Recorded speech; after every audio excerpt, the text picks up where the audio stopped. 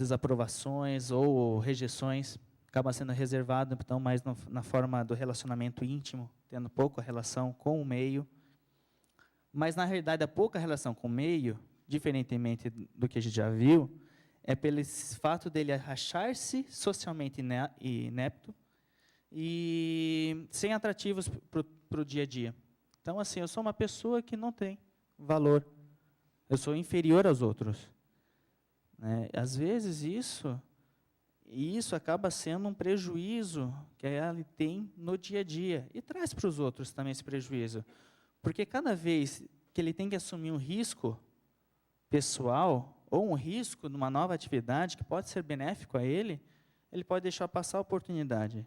Seja numa grande opção, uma grande opção de contrato, seja uma questão específica na vida pessoal. Então, isso se reflete também no meio, tanto no meio médico. O dependente, que o mais próximo que eu encontrei foi o Pink, né? Já que a gente falou do narcisista, o dependente às vezes vive com o narcisista. Por quê? É que nem a piada do masoquista, do sádico com o masoquista, se encontram no elevador, né? O masoquista fala para ele assim, me bate, me bate. O sádico fala, não vou lhe bater. Desculpa. Então, na realidade, a pessoa que possa viver próximo e fazer isso sujeitar sobre a opinião do outro, para uma dificuldade de aceitar ou ter uma decisão, acaba sendo dependente.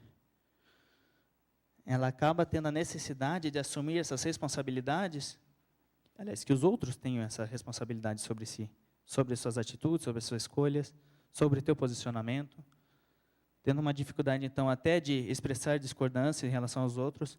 Então, como líder, será que é uma boa pessoa de estar como líder numa empresa? Deve ser muito difícil para essa pessoa ser líder.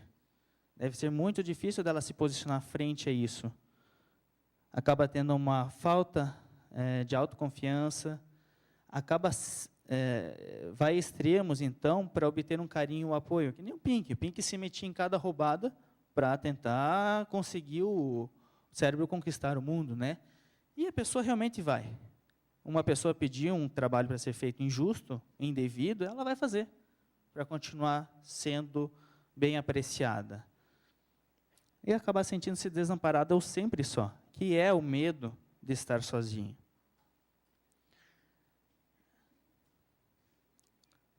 Alguém já assistiu esse filme, Um Conto Chinês? Não? Esse filme acaba sendo um filme muito interessante. É com o Ricardo Darín. E ele começa o filme... acaba uma história. Cai uma vaca na China. E depois disso começa a história. Como que cai uma vaca na China? Mas a ideia do Ricardo Darín, no início do filme, é que ele está no papel dele como ferreiro, contando a caixa que ele recém abriu de 100 parafusos. Não lembro se é 100 ou se é 200, mas assim, era uma quantidade razoável de parafusos. Chega 97 parafusos e vai ligar para a loja. Que história é essa? 97 parafusos, vocês sempre estão me devendo 3 parafusos, eu quero uma caixa nova. A rigidez do obsessivo, é a rigidez do controlador. E ele fez muito bem o papel. E é muito interessante, porque, além da rigidez nessas questões, é rígido ou preocupado nos detalhes, nas regras, na organização, na lista, nos horários. Quem sabe essa pessoa seja uma boa chefe? Pode ser. Ou talvez é um perfil de ser um chefe de vez em quando. E tem que ter traços disso para os outros cumprirem também. E ele cumprir isso. É um perfeccionista, mas tem essa rigidez. E acaba sendo até de um modo meio teimoso, que aquilo tenha que ser seguido do jeito dele, até o final. Mesmo que aquilo, às vezes, nem necessariamente esteja tão adequado, poderia ser mudado de um certo modo. Existe um devotamento excessivo ao trabalho, à produtividade, em detrimento às atividades de lazer e amizades. Então, assim, como funcionário, se você pega uma pessoa altamente funcional e essa pessoa está no meio que ela tem sentido de estar, ela vai render horrores. Ela vai ser uma pessoa que vai organizar horrores, vai fazer talvez crescer teu serviço, tua casa, tua dinâmica, tua renda, se for o contador, né? Ou às vezes não, mas de um certo modo, ele vai tentar fazer isso. Tem uma ideia de que é excessivamente escrúpulo e inflexível às questões morais, éticas e valores. Então, provavelmente, a ideia dessa pessoa é ser extremamente confiável. Quer dizer que ela pode ser confiável sempre?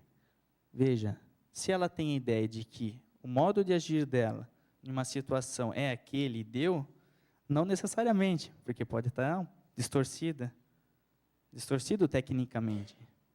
Né? Então, ele pode, na verdade, ser errado pela questão técnica, não pela rigidez. E a relutância, então delegar tarefas, trabalho em conjunto de outras pessoas.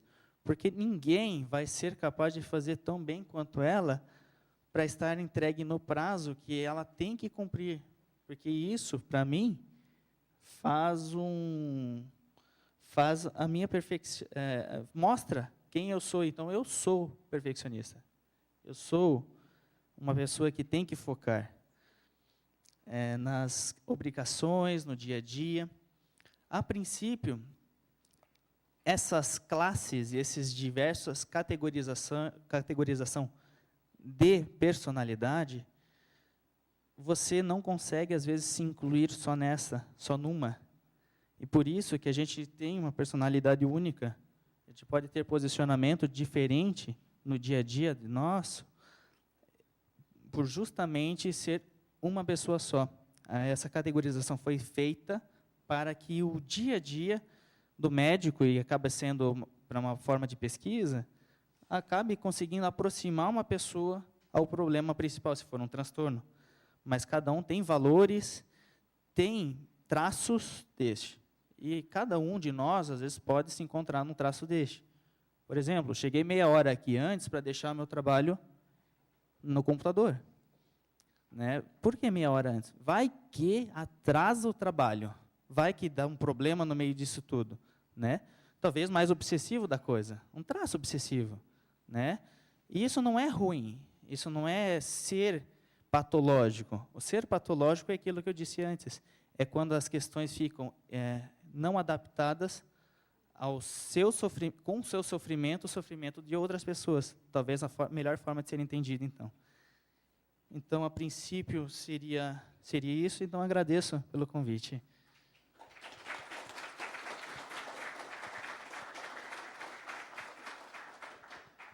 Obrigado, doutor Gabriel. Gostaria de convidá-la a sentar à mesa. Essa aqui é sua.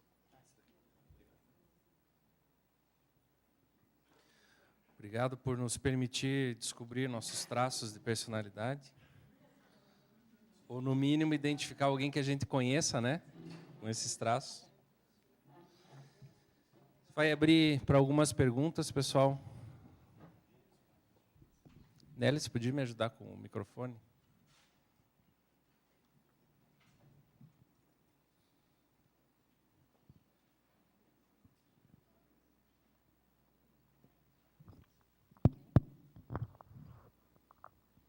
Alguém?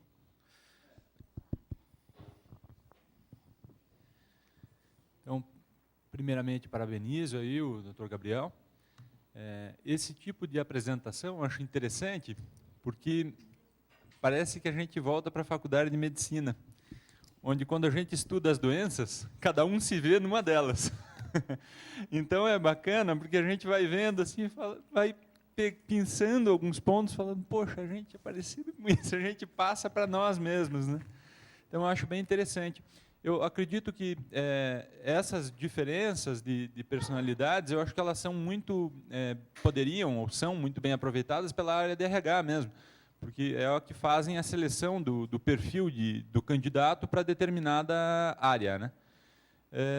A minha pergunta, na verdade, vem num sentido assim de te perguntar aonde começa a patologia de cada uma delas e aonde isso é um traço, ou mesmo faz parte da personalidade, mas não deve ser encarado como uma terapia, necessariamente. Então, essa que é a minha pergunta para você. Aonde começa a primeira pergunta, né? Então, o início, que nem eu falei no início também da minha apresentação, foi infância e adolescência. É onde começam a aparecer as disfunções. A pessoa estar num meio social que seja inapto, não consiga estar, não consiga entender que o jeito dela está trazendo prejuízo para ela, e um prejuízo, às vezes, escolar, social, funcional. Então, a partir disso, e que é subjetivo, realmente, é que pode ser dito como um transtorno, né, de personalidade. Daí sim, também entender como uma forma de usar a terapia, como uma forma de... que a abordagem hoje, que não existe fármacos específicos para transtorno de personalidade. Existe muito estudo de diminuir a impulsividade usando alguns fármacos, diminuir um pouco esses pensamentos bizarros, às vezes que a pessoa tem um pouco mágico, realmente podendo usar alguns neurolépticos de alta potência, uma dose bem pequena, associado com a terapia. Mas o foco é terapia mesmo. Qual terapia? Aí vai entrar num outro ramo, porque está sempre sendo desenvolvido um tipo de terapia específica para cada uma das personalidades. O que acaba sendo discutido? Se a terapia analítica funciona? Funciona. Terapia cognitiva comportamental funciona? Funciona. Deve ser indicado aquilo que a pessoa realmente acaba sendo mais apresentando mais dificuldade ou talvez mais aproximação para continuar numa terapia. Talvez todos devêssemos fazer terapia, né? Justamente com essa ideia, porque às vezes temos crenças disfuncionais que nós agimos dentro de um subtipo de personalidade, como traços. Ou às vezes a gente tem que ter alguém que chega para nós e fala assim, olha, não foi bem assim, dá uma repensada nisso. E a pessoa, no fim, deixa um momento e começa a repensar. Então, também é subjetivo o que deve ser feito. Por isso que eu falei que foi um desafio mesmo essa palestra, para saber assim, a abordagem sobre isso. Eu acho que a abordagem tem que ser, o bom senso, eu acho que tem que reinar. Tá? Mas assim, cada um acaba tendo uma forma de se ver num bom senso. Então, também é um problema. Né? No entanto, acho que a crença e a possibilidade de que todos pudéssemos fazer uma terapia seria interessante, para nós entendermos, sofrermos menos com as questões dentro do meio de trabalho ou fora, né, no meio de trabalho.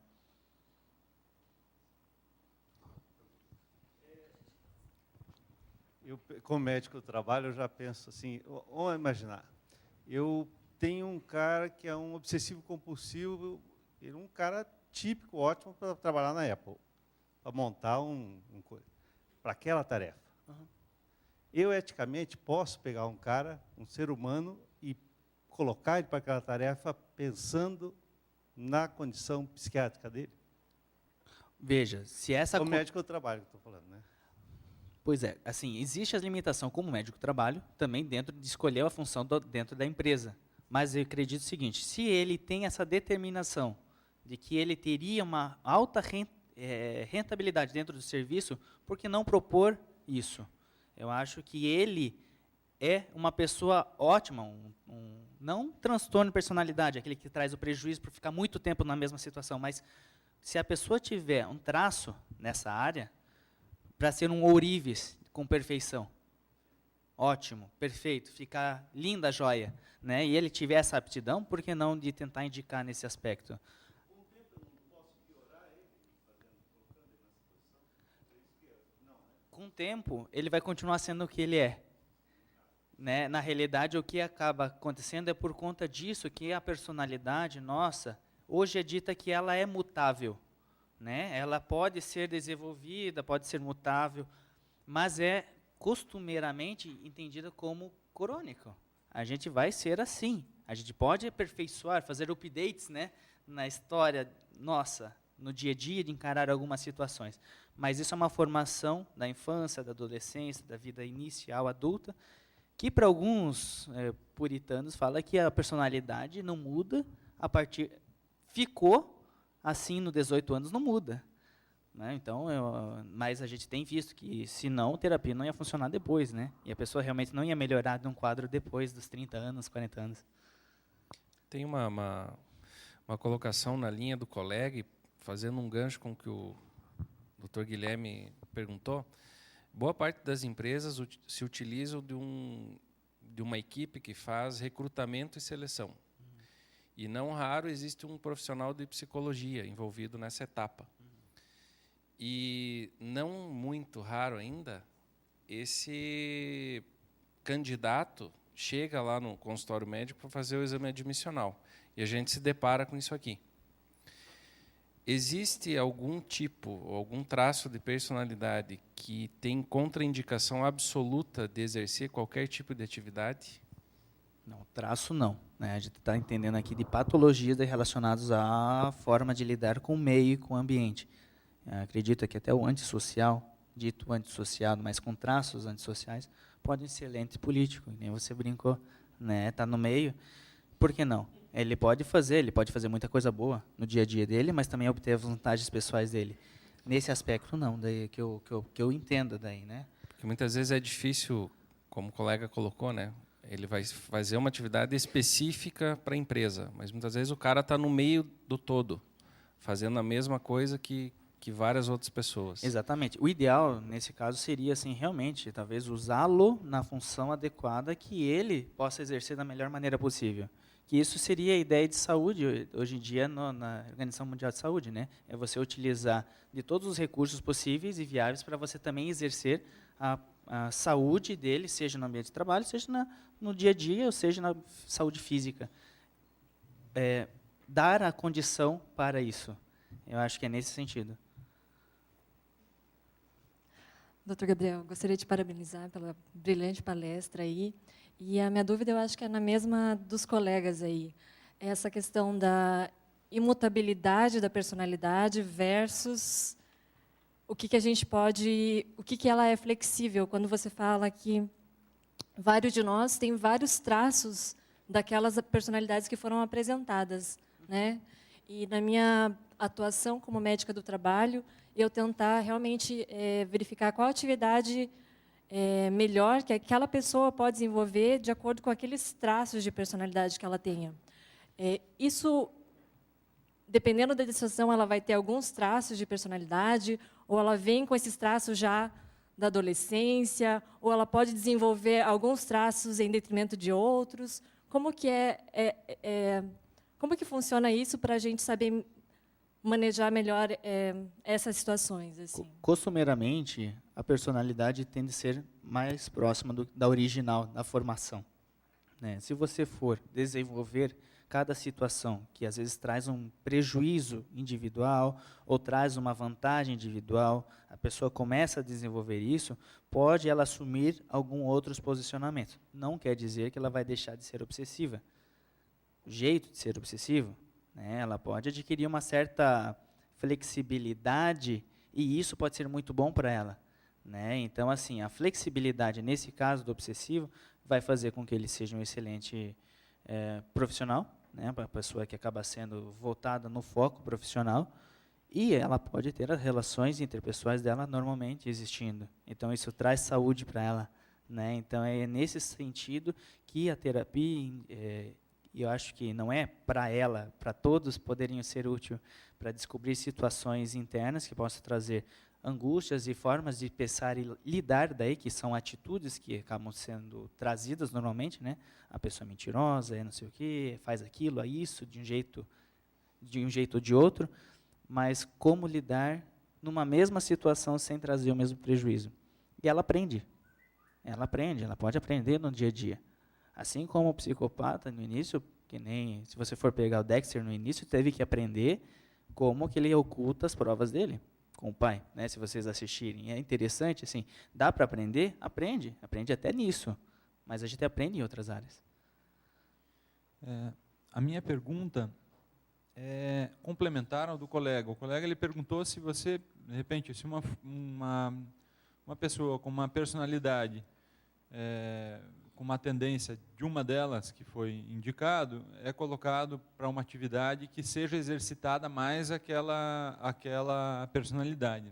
Se isso poderia desencadear um problema. E a tua resposta foi que não, que isso, na verdade, ele vai estar utilizando os atributos dele a seu favor, né, dentro da atividade laboral. A minha pergunta é um pouquinho diferente. Se essa pessoa se candidata a uma vaga que vai contra a personalidade dela. Por exemplo, a pessoa tem uma personalidade esquizoide e ela se candidata a uma vaga de hostess, por exemplo. Isso, ela não vai se chocar a coisas que ela tem uma tendência natural de ter dificuldade. Isso não pode exacerbar essa personalidade e de um traço de personalidade passar para uma patologia? Tudo pode, nesse sentido. Por quê? Ela pode simplesmente entrar neste meio, ser muito bem aceita, apesar dos apesares, e ela conseguir desenvolver aquilo que ela precisa desenvolver, de um modo terapêutico, colocada à prova de fogo na história, né? E isso não é diferentemente das fobias que a gente faz, às vezes, um fóbico, né, com que ele se exponha para aprender realmente como se posicionar. Isso pode ser muito bom, né, em algum dos sentidos. E, às vezes, pode trazer esse outro lado também, né? Então, não é uma única forma que o indivíduo vai lidar, e sim a estrutura do indivíduo, como que ele vai lidar se ele está amparado nisso. Se ele tem um amparo, seja um amparo interno, seja um amparo externo, que ajude, peraí, vem aqui, eu te ajudo, tal, faça assim, assim, assado, veja como pode ser feito para você ter uma melhor disposição, entendeu, no teu meio interpessoal. E a pessoa aprende, começa a ver que talvez faça sentido e desenvolve bem. Ou ela pode simplesmente entrar quebrar nessa ideia dela e realmente desistir, sair, se sentir mal. E daí sim, talvez entendendo que ela não é só o meio do trabalho, mas é o meio afetivo e outros meios que estão existindo que prejudicam o jeito dela ser, prejudicam como ela é, quer dizer, a ela mesma e aos outros. Então, nesse sentido, talvez essa pessoa já tivesse o transtorno de personalidade, porque não é só um foco, não é só um local, não é só uma área que está envolvida, e são várias. Mais 2 perguntas, pessoal. Bom dia, Guilherme. Bom dia. Grato pela tua participação aqui na PANT. Realmente é um assunto extremamente complexo. E eu vou colocar um pouquinho de lenha na fogueira. Diga uma coisa, a maioria das empresas, como o doutor já falou, tem o serviço de psicologia, que está ligado à admissão do pessoal. Tá, passou, foi, por exemplo, médico a estágio final. Agora, de uma maneira mais geral, o que você considera inapto ou não para qualquer tipo de trabalho? E outra pergunta, essa inaptidão estaria ligada a uma eventual internação ou não? Entendeu? Porque, assim, tem situações que a gente pega, vamos lá, os famosos F32, 44 a vida, por aí vai. O pessoal fica afastado no INSS, vai e volta, vai e volta, vai e volta, vai e volta, vai e volta.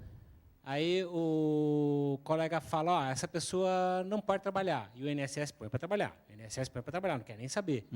E a gente fica no meio do muro, no meio do tiroteio.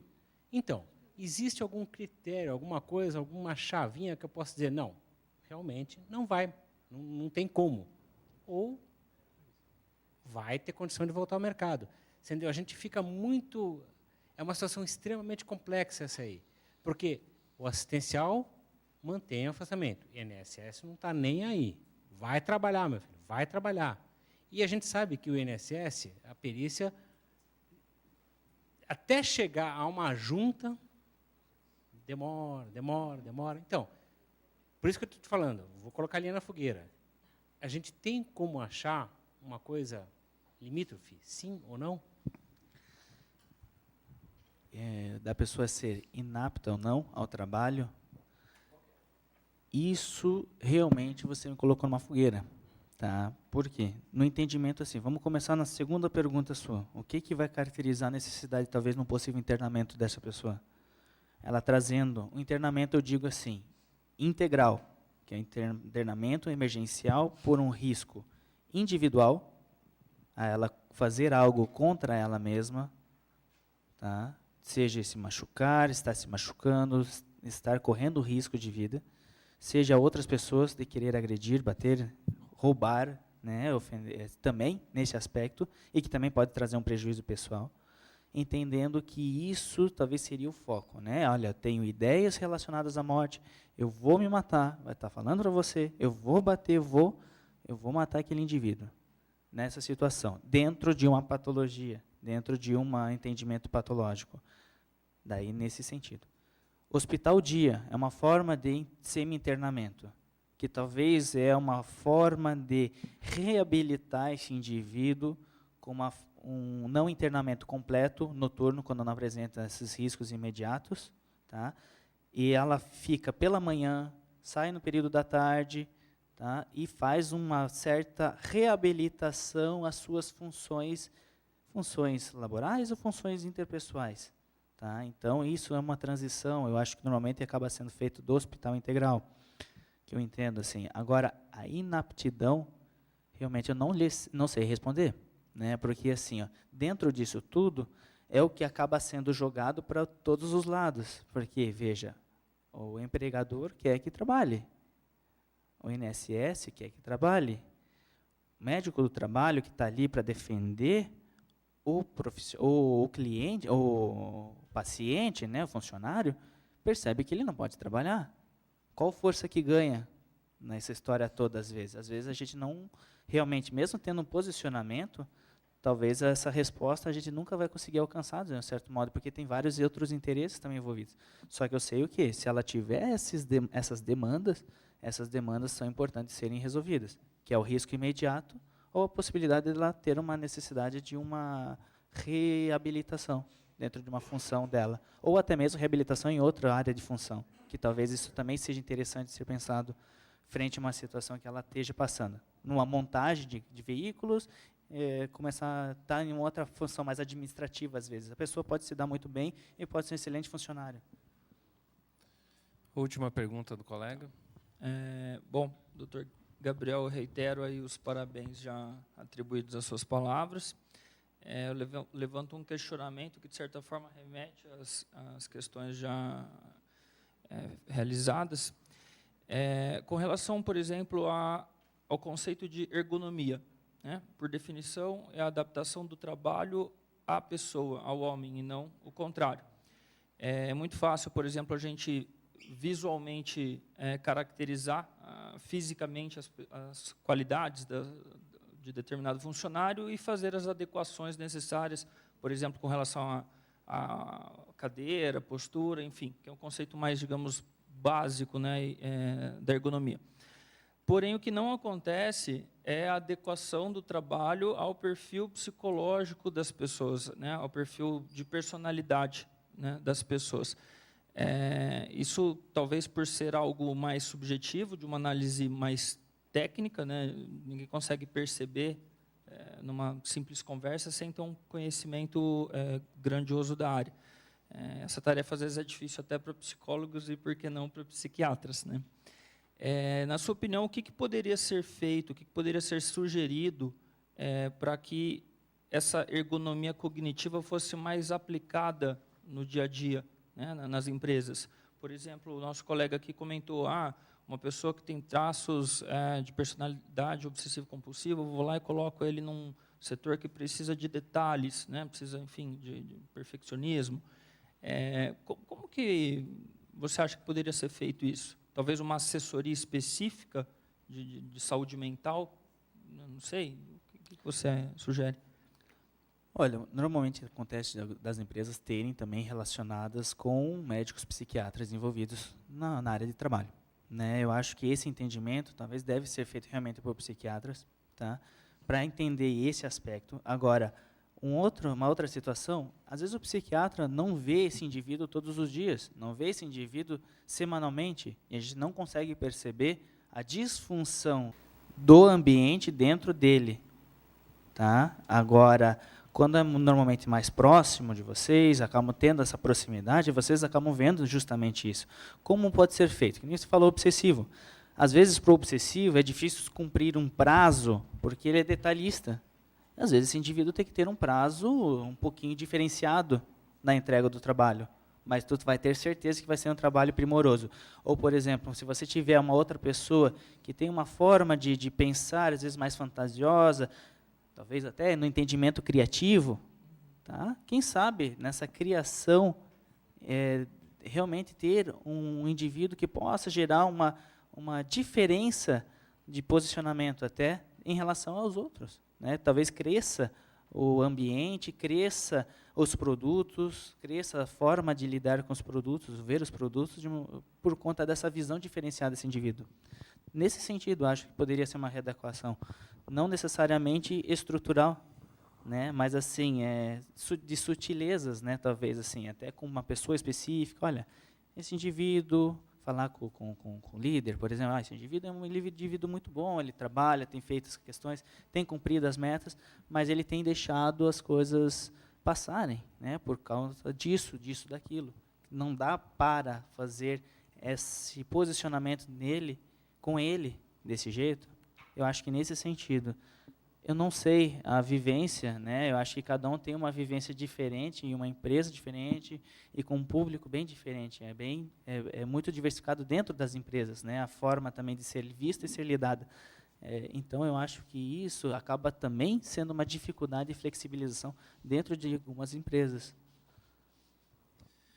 Bom, doutor Gabriel, muito obrigado pela sua participação brilhante, mais uma vez, reiterando aí os elogios de todos os colegas. Entregar o nosso certificado pela sua participação.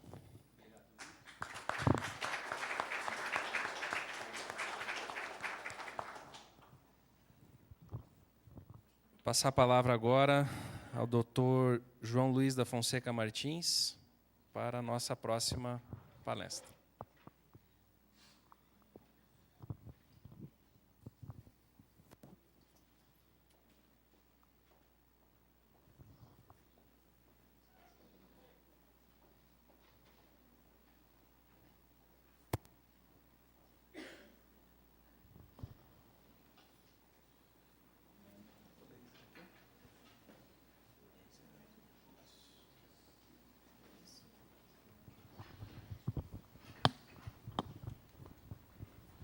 Bom dia a todos. Sou João Luiz Martins, médico psiquiatra. Sou formado pela Universidade Federal do Paraná. Fiz especialização na própria instituição. Tenho título de especialista pela Associação Brasileira de Psiquiatria e trabalho na Única, um hospital psiquiátrico parceiro da PANTE, né? Por isso que do convite também para a gente fazer essa palestra para vocês aqui hoje. A ideia da palestra é tentar falar um pouco de medicações psicotrópicas, os efeitos colaterais delas e o impacto que elas acabam gerando no trabalho. Que alternativas farmacológicas nós teríamos para isso?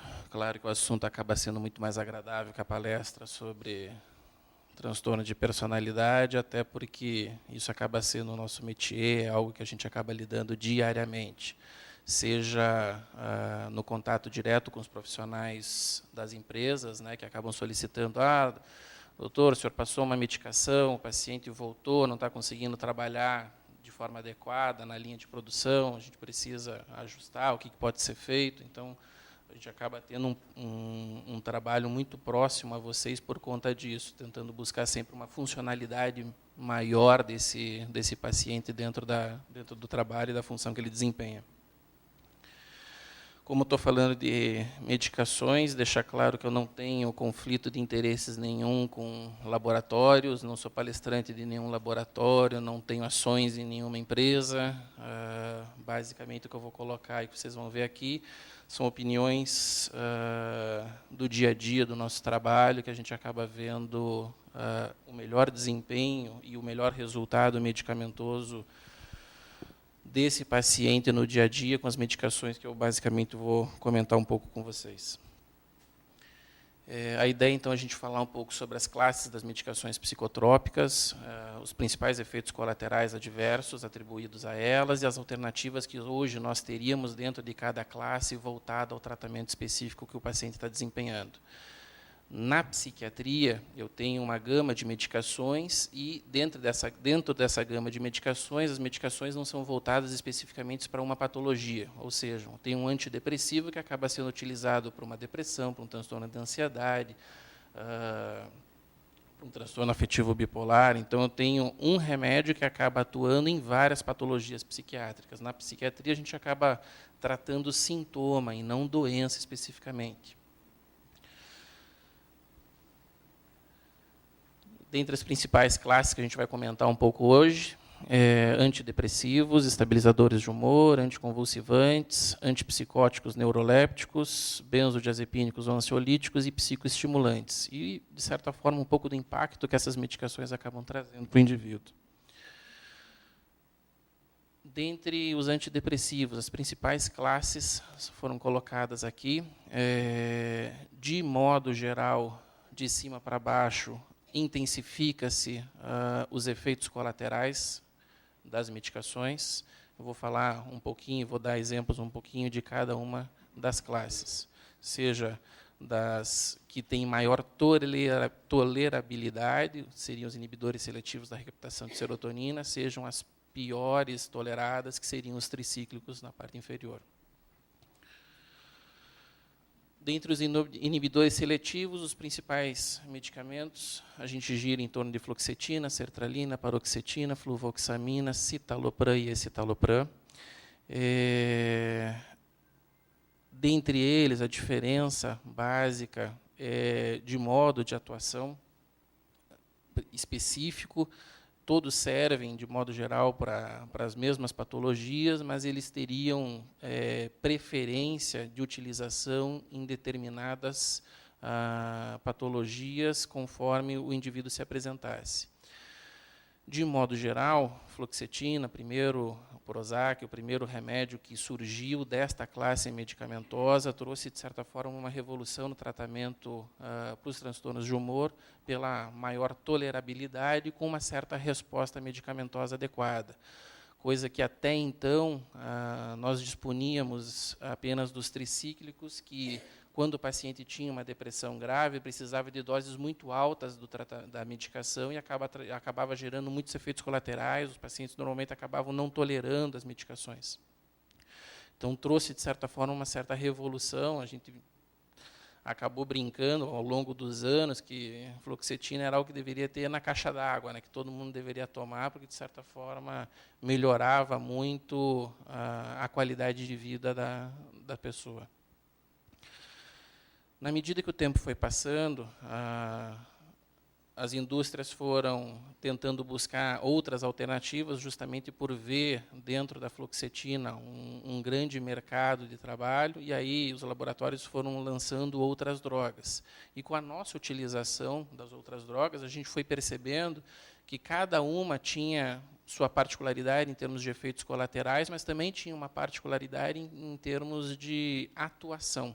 Dando, por exemplo, dentre todos eles, a fluvoxamina, especificamente, é um bom remédio para transtorno obsessivo-compulsivo. Então, se eu fosse pensar hoje num paciente com transtorno obsessivo-compulsivo que precisasse iniciar um tratamento medicamentoso, obviamente, o tratamento de primeira escolha ficaria com a fluvoxamina.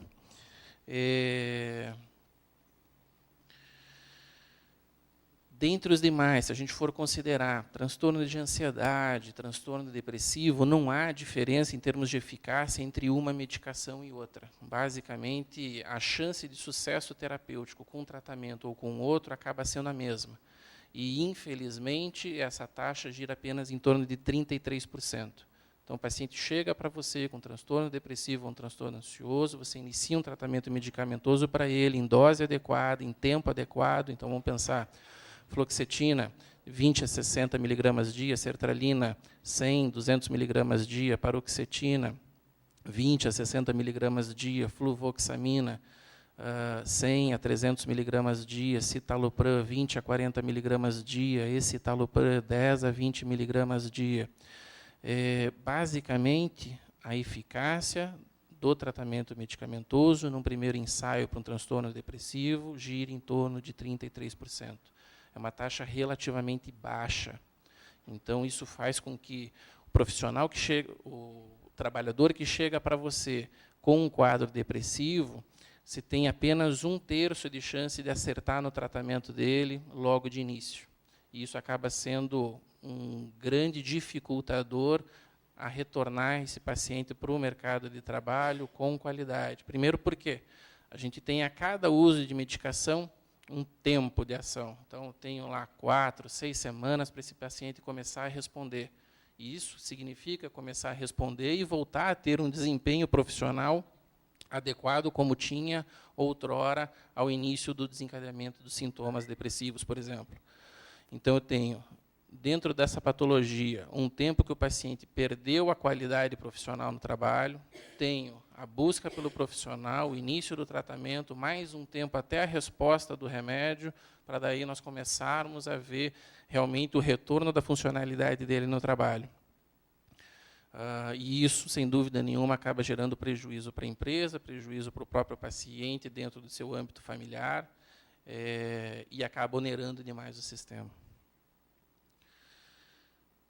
Seguindo, vamos pensar assim, inicialmente o paciente chega com um transtorno depressivo, um transtorno ansioso, começamos com os inibidores seletivos da recaptação de serotonina. A gente vai atingir uma medicação específica para tentar, com menos efeito colateral, remitir os sintomas. Não conseguimos. Foi feito o primeiro ensaio terapêutico, não melhorou, a gente normalmente opta por uma medicação que age em 2 vias, que seria a via da serotonina e da noradrenalina. E, dentre essas opções, nós teríamos as 3 colocadas na lousa: duloxetina, a venlafaxina e, mais recentemente, a desvenlafaxina, que seria um subproduto da segunda, com um perfil de efeito colateral menor. Basicamente, a chance de sucesso terapêutico aqui já aumenta para 60% em média. Ou seja, você tem um primeiro ensaio, 33%, o segundo ensaio já vai para 60% de chance de resposta. Claro que, potencialmente, por pegar 2 vias cerebrais, nós temos um aumento dos efeitos colaterais. Mas, de certa forma, até aqui as medicações são muito bem toleradas pelos pacientes.